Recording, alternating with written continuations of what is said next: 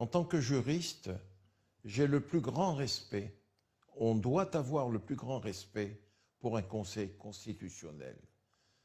Mais, ayant écouté le 8 septembre, Madame Chantal Camara, présidente du Conseil constitutionnel, énumérer les raisons pour lesquelles elle écartait les candidatures d'un ancien président de la République, d'un ancien Premier ministre, d'un homme éminent comme Tidjane Thiam et tant d'autres,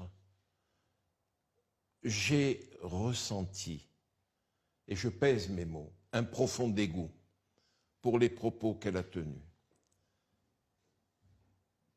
Un esprit sensé peut-il croire que Gbagbo, Tidjane Thiam, Pascal Afine-Guessant et Thiemoko aient pu commettre des maladresses lorsqu'ils sont habités par la volonté de se présenter à la présidentielle du 25 octobre.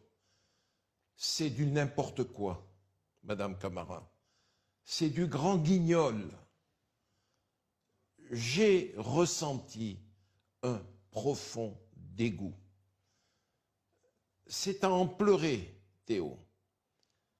Mais elle était là pour, pardonnez-moi l'expression, Théo, pour servir la soupe à un candidat qui s'appelle Alassane Dramane Ouattara, candidat lui aussi pour la présidentielle du 25 octobre 2025 et qui est barré par l'article 55 de la Constitution.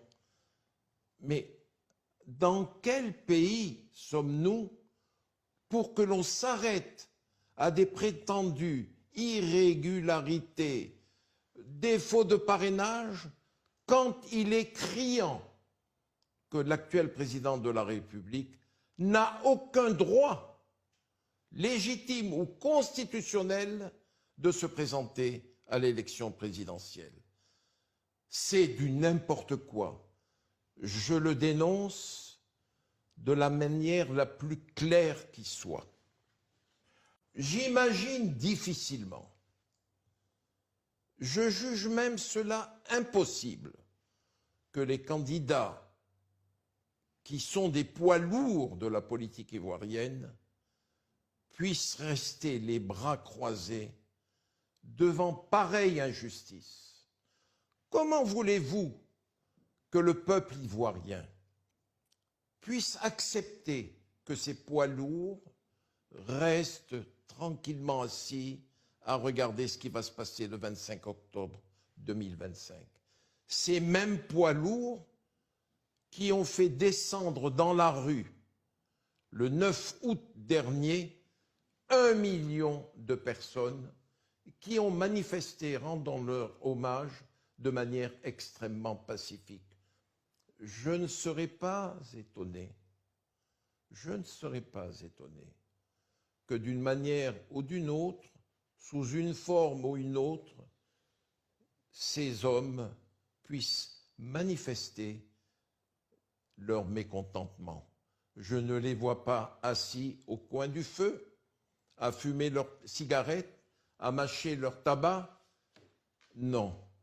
Théo, je suis très inquiet pour la Côte d'Ivoire. Alors, Personne n'est sûr de ce qui pourrait se passer dans les jours, les semaines et les mois à venir en Côte d'Ivoire. Mais si par malheur les choses devaient mal se dérouler, que des troubles éclatés, Alassane Dramane Ouattara et Chantal, comment s'appelle-t-elle, Camara, répondraient devant l'histoire, répondraient devant les Ivoiriens et répondraient devant la mémoire collective du pays. Mais j'irai jusque-là.